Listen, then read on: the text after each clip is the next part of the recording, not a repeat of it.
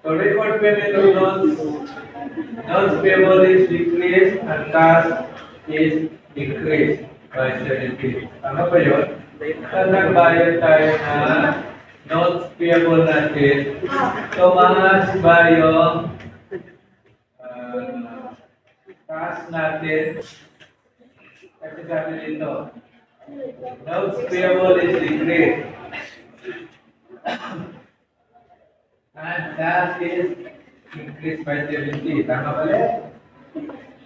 Mali. Kasi yung notes payable natin is decreased and cash is also decreased.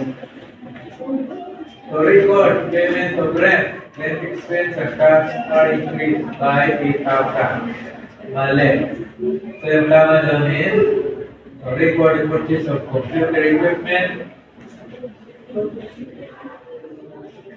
Equipment is increased and cash is decreased.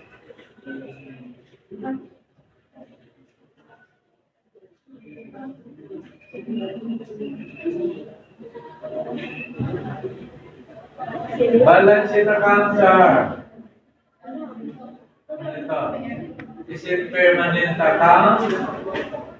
Temporary account? Accounts with daily balances? And adjusting account.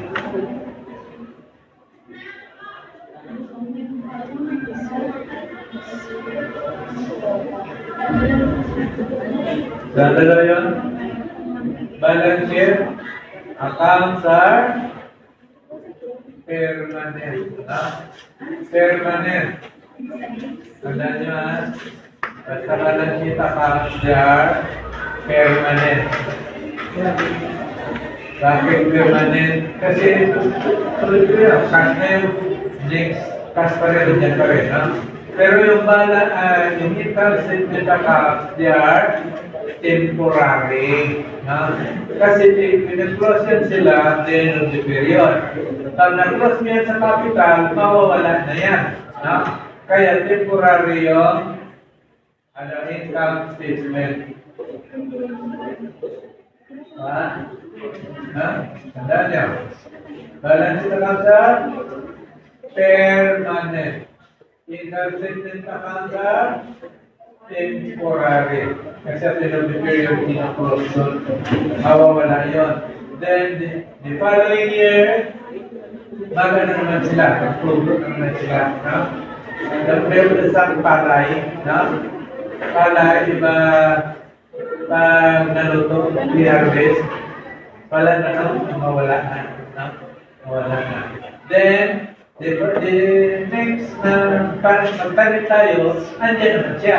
Pero bago na siya. Pero yung sa balance sheet, andyan yan. Andyan yan siya. So parang yun ang ating bahay. Natapos na harvest, di ba niladala natin yung pala doon? Okay. Tandaan ninyo, yung balance sheet accounts are permanent.